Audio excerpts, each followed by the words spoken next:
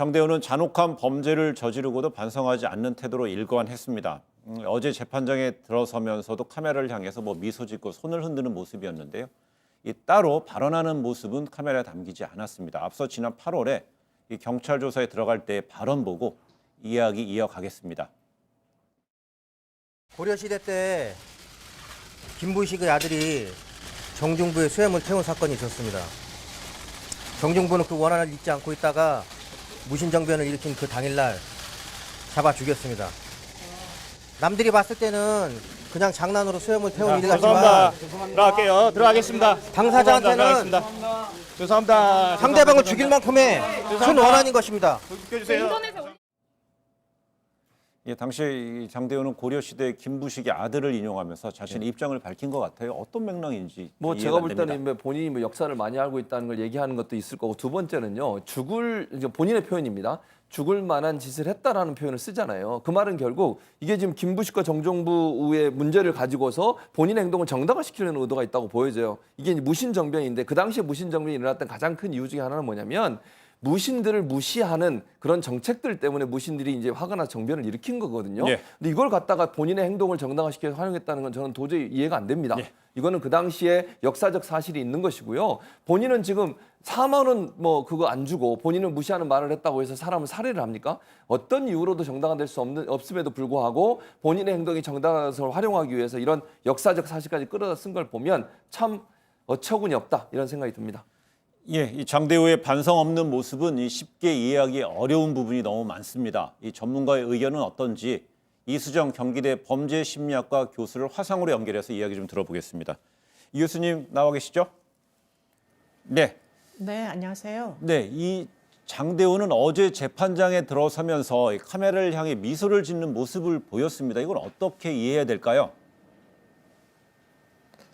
글쎄, 카메라에 비치는 본인의 모습을 이제 나름대로 생각을 해서 표정을 아마 이제 언론에 보도되는 방식으로 아마 표정을 지은 것 같은데, 지금 본인이 저지른 범죄에 비해서 또 이제 재판을 받고 있는 상황에서 그와 같은 태도를 보인다는 건 굉장히 좀 의외다. 일반적인 피고인들과는 굉장히 다른 모습이다. 이렇게 이제 볼 수 있는 거고요. 예. 그런 과정 중에 이제 장대호가 자신의 범행에 대해서 얼만큼 반성이 없는지, 통찰을 하고 있지 못한지 하는 부분을 단적으로 표현하는 장면이다. 이렇게도 볼 수 있겠습니다.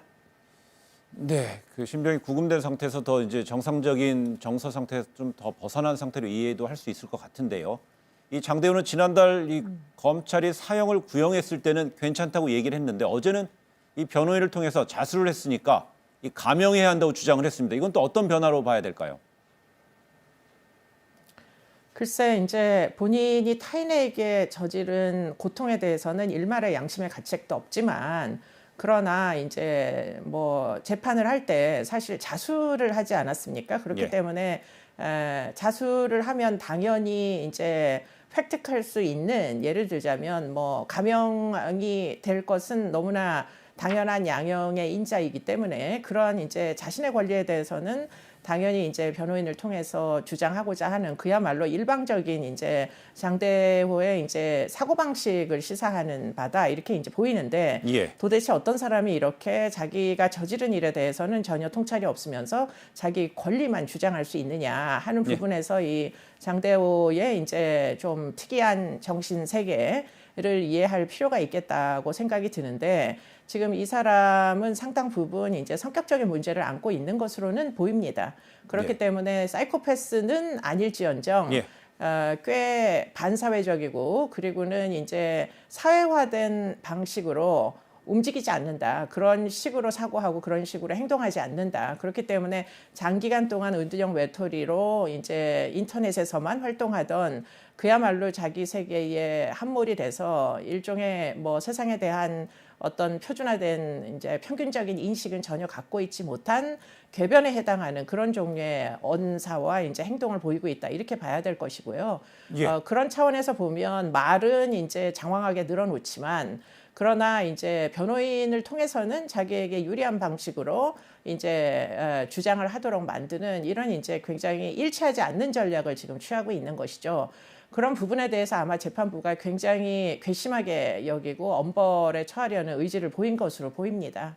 네, 그래서 재판부가 좀 재판부 말씀하셨는데 재판부가 무기징역이 집행되더라도 가석방은 허용돼서는 안 된다 이런 말도 장대호란 인물이 갖는 위험성 때문에 사회로부터 완전히 격리가 필요하다는 강한 강조점으로 이해할 수 있겠군요. 네, 뭐 지금 아주 반사회적이고 전혀 양심의 가책이 없는 그런 이제 태도를 보이고 있는 부분을 이제 재판부도 걱정한 것이라고 보이는데요. 그런데 이제 재판부는 사실은 지금 가석방이 없는 무기징역이라는 게 사실 우리나라의 경우에는 사실 존재치가 않습니다. 종신형이라는 게 없기 때문에 그럼에도 불구하고 가석방이 될 가능성이 없도록 좀 준수사항을 지켜달라 이런 차원에서 이제 법적인 구속력이 없음에도 불구하고 명시를 한 이유가 지금 장대호의 죄질을 굉장히 엄중하다 이렇게 네. 보고 있는 것으로 보입니다. 알겠습니다. 그럼 장대호 측은 무기징역형에 부당하면서 좀 항소할 가능성도 있다고 봐야 될까요? 제가 생각할 때는 항소를 할 수 있는 개연성이 굉장히 있다고 보이는 게 예. 장대호가 사실은 자수를 뭐 했거든요. 일종의 이제 전략적인 차원에서 자수를 한 것으로 보입니다. 그렇기 때문에 그런 부분은 이미 이제 본인에게 양형에 유리한 정황이라는 걸 알면서도 자수를 했음에도 불구하고 지금 이제 그런 부분이 전혀 반영이 되지 않은 것이라고 아마 지금쯤은 아마 생각을 할 개연성이 높아서 그러면 양형 부당을 이유로 항소를 할 가능성이 굉장히 높아 보인다라는 생각이 듭니다. 예, 알겠습니다. 말씀 여기까지 듣겠습니다. 이수정 경기대 범죄심리학과 교수였습니다. 고맙습니다.